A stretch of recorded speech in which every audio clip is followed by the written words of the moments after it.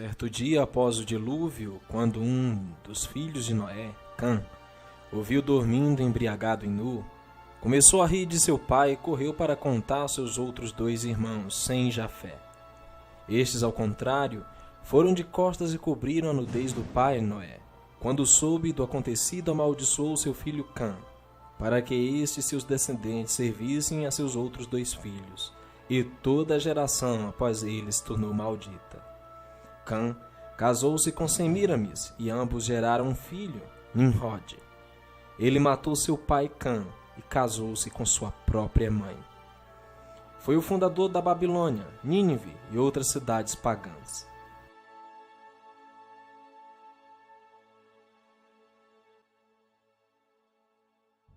Sobre este homem, Joséfo escreveu: pouco a pouco, transformou o estado de coisas numa tirania, sustentando que a única maneira de afastar os homens do temor ao Criador era fazê-los continuamente dependentes de seu próprio poder.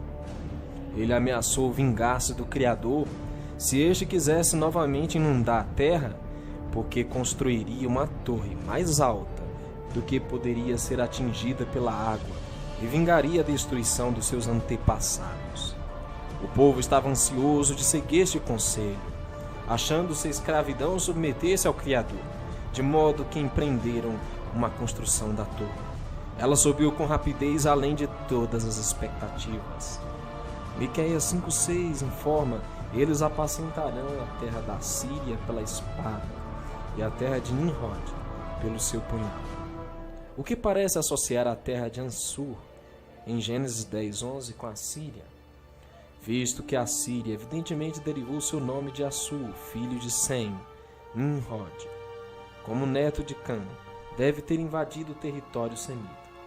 Assim, Nimrod começou a tornar-se um poderoso ou herói, não só como caçador de animais, mas também como guerreiro. Homem de agressão. O que Nimrod fez ao sair no encalço como caçador era o primeiro indício do que conseguiu como conquistador, pois a caça e o heroísmo, desde antigamente, estavam associados de modo especial e natural. Os monumentos assírios representam também muitas proezas na caça, e a palavra é muitas vezes empregada para indicar uma campanha. A caça e a batalha, que no mesmo país, em tempos posteriores, estavam tão intimamente relacionadas, portanto, podem estar aqui virtualmente associadas ou identificadas.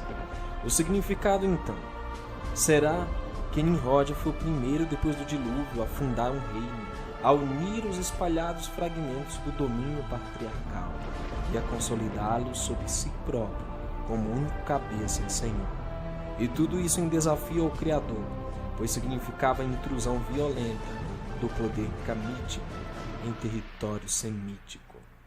Nimrod foi o fundador da primeira ordem mundial. Então o Criador destruiu aquela torre e confundiu as línguas.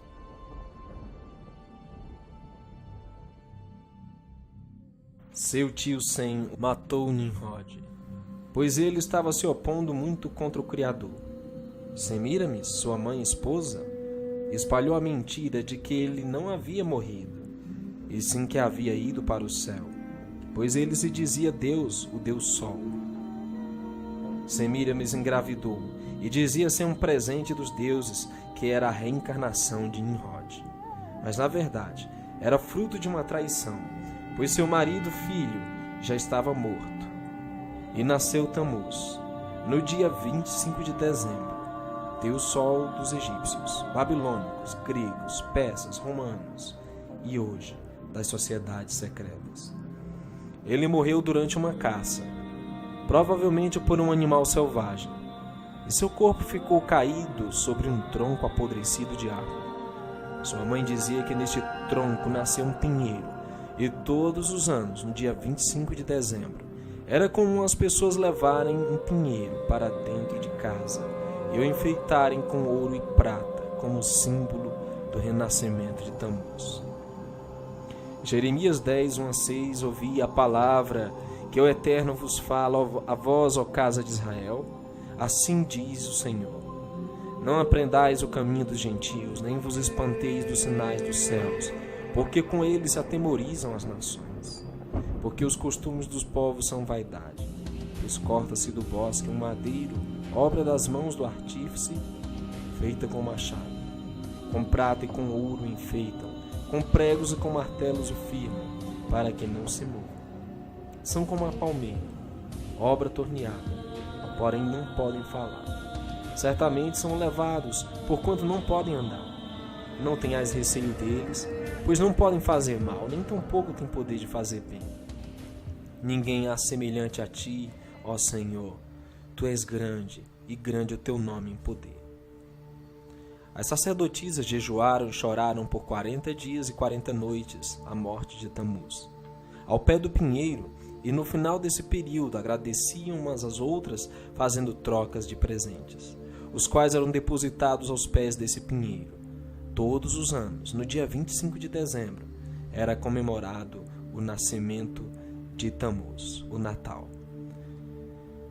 E levou-me à entrada da porta da casa do Senhor, que está do lado norte, e eis que estavam ali mulheres assentadas, chorando a Tamuz. Quando os persas dominaram essa região, eles levaram todas as idolatrias para a Pérsia, inclusive os deuses Tamuz, Nimrod e Semiramis, que apenas mudaram de nome. O domínio em seguida passou para os gregos e estes fizeram a mesma coisa, mudando apenas os nomes. Eles passaram a ser Zeus, Afrodite e Eros.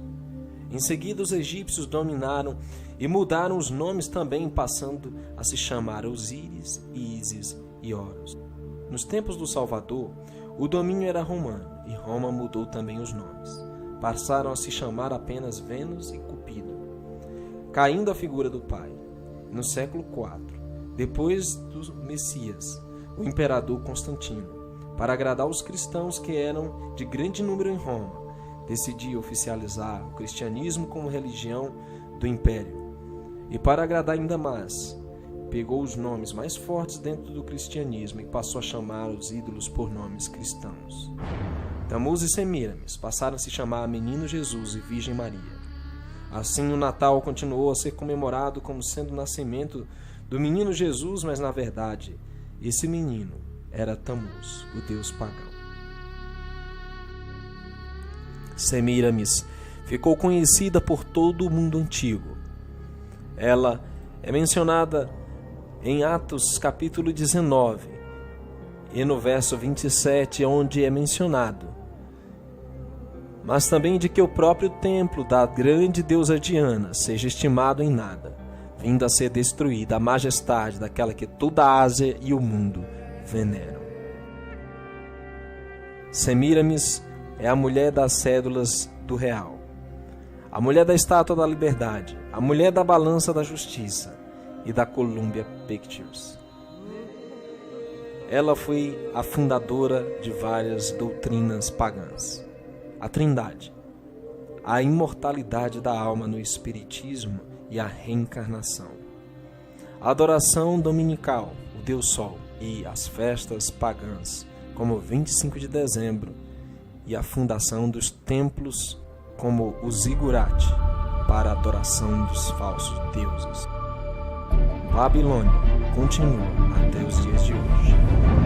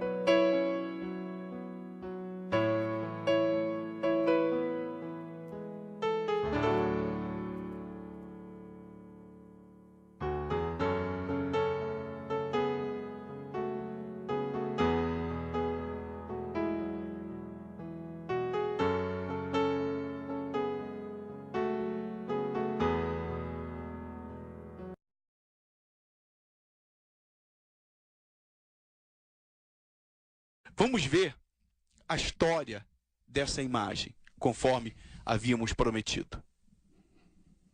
É tão inteligente em enganar sobre o Natal, que pode ser uma forma até de bruxaria e ocultismo. A Bíblia diz que a Babilônia era um copo de ouro na mão do Senhor, o qual embriagava toda a terra. Do seu vinho beberam as nações, por isso enlouqueceram. Jeremias 51, versículo 7. A rainha da Babilônia, Semiramis, ordenou ao mundo para comemorar o nascimento de seu filho, Tamuz. Ele, claro, era o deus Sol, Baal, que representa Satanás. Ela determinou dezembro para o nascimento de Baal. Astrólogos diziam que o Sol está no ponto mais afastado da Terra durante o inverno. Então, eles diziam ao povo que no dia 21 de dezembro, o Sol, ou Baal, morria, e que no dia 24 de dezembro, ele voltava à vida, e dia 25 é seu aniversário. Ao passar do tempo em todo o mundo, no dia 25 de dezembro, passou a ser adorado por diversos nomes: Tamuz, Horus, Osíris, Sol, etc. Era uma época de orgias, sacrifício de bebês para Baal, embriaguez. Semiramis ordenou que as árvores fossem decoradas com pequenas bolas representando o sol. Deus considerou essa festa como má, proibindo os judeus de decorar árvores como os pagãos estavam fazendo. Jeremias 10, versículo do 1 ao 4. Quando a multidão foi pela primeira vez à meia-noite de 24 de dezembro, no ano de 394, tornaram-se a multidão de Cristo ou do Natal. A máquina religiosa mudou de aniversário de Baal para aniversário de Jesus. Os pagãos amaram isso e se tornou o grande dia do ano para os católicos romanos. É um momento festivo de referências à época do Natal, tais como luzes, árvores, canções, presentes, mas também de suicídios e desespero para os desabrigados. Nós vemos festas, crianças esperando pelo Papai Noel para receber presentes. Nós vemos a Virgem Maria e seu pequeno bebê com o sol ao redor de sua cabeça. A Bíblia nos dá instruções para celebrarmos o nascimento de Cristo? Não. Nunca Cristo ou os apóstolos ensinaram isso. Não existe nenhum registro que devemos celebrar o nascimento de Cristo, muito menos o Natal. Essa prática é antibíblica, instituída pelo Vaticano para mentir sobre Cristo às multidões. Hoje, protestantes são pressionados a observar este dia santo. No passado, o grande dia para os crentes na Bíblia era o dia de ação de graças. Foi um tempo de ação de graças a Deus pela nova terra que lhes dera. Um dia para comemorar sua liberdade da perseguição e do jugo de Roma. Então, minha amiga, meu amigo, ter isso aqui é a mesma coisa que você ter qualquer outro objeto de idolatria na sua casa. Saiba mais entrando no blog do Bispo e procurando o tema Natal, www.bispomacedo.com. Você vai ficar agora com o programa com o Bispo Romualdo.